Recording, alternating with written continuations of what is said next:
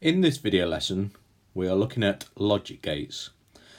Logic gates are the building blocks of electronic circuits. Computers are electronic systems. They can only understand ones and zeros off and on, just like a switch. When an electric current is present, the signal is a 1. When there is no electronic signal, the current is 0. As computers use transistors, which are effectively electronic switches, we can connect these together to make simple logical calculations. These simple circuits are known as logic gates. The 4 logic gates we're going to cover are the NOT gate, the AND gate, the OR gate, and the XOR gate. This symbol represents our NOT gate. The NOT gate inverts or flips the input to the opposite. So for example, if our input was a 1, our output would get inverted or flipped to the opposite, which is a 0. If our input was a 0, then our output would get flipped to be a 1.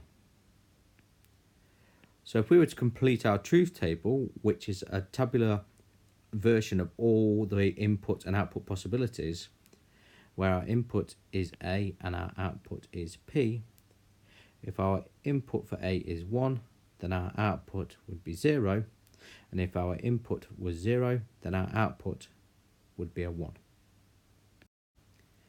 This symbol represents our AND gate. With our AND gate, both the inputs have to be 1 for the output to be 1. In all other cases, the output is 0. So if our input is 1 and our other input is 0, then our output would be a 0.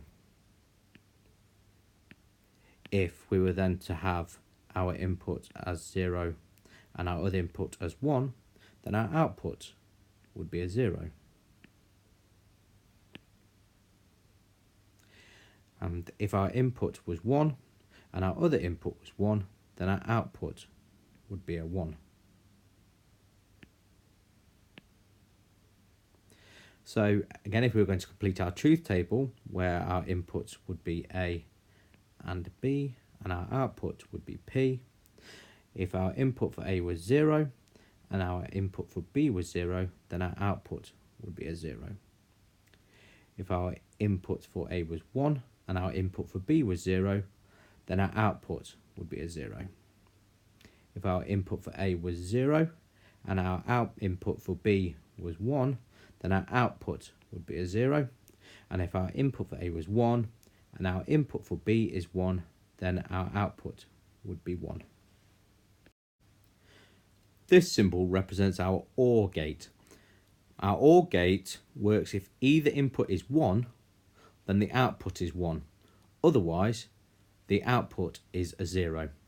So for example, if our input here was 1 and our lower input was 0, then our output would be a 1.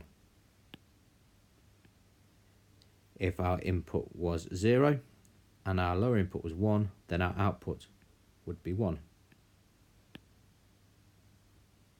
And if our input was 1 and 1, then our output would be 1. While if our input was 0 and 0, then our output, of course, would be 0 because there's no input going into there's no current going through the gate at all. So again, if we were to complete our truth table for the OR gate, where our inputs are A and B, and our output is P, then if our input for A is 0, and our input for B is 0, then our output would be 0. If our input for A is 1, and our input for B is 0, then our output would be 1. If our input for A is 0, and our input for B is 1, then our output would be 1. And finally, if our input for A is 1, and our input for B is 1, then our output would be 1. The last symbol we're going to look at is our XOR gate. The XOR gate works slightly differently from the OR gate in the fact that both the inputs have to be opposite, so they either have to be a 1 or a 0. If both inputs are 1, then our output would be 0.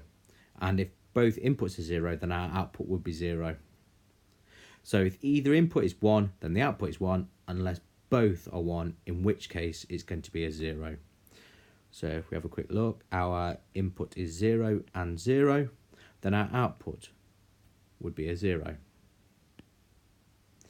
If our input was 1 and 0, then our output would be a 1. If our input was 0 and 1, then our output would be 1. But if our inputs were 1 and 1, then our output would be 0. So both the inputs have to be opposite. So we have to have a 1 and a 0 as inputs. So again, if we do our truth table where A and B are the inputs and P is the output, if A input is 0 and B input is 0, then the output is 0. If A's input is 1 and B's input is 0, then the output is 1. If A's input is 0 and B's input is 1, then our output is 1. But if A's input is 1 and B's input is 1, with the XOR gate, our output would be 0.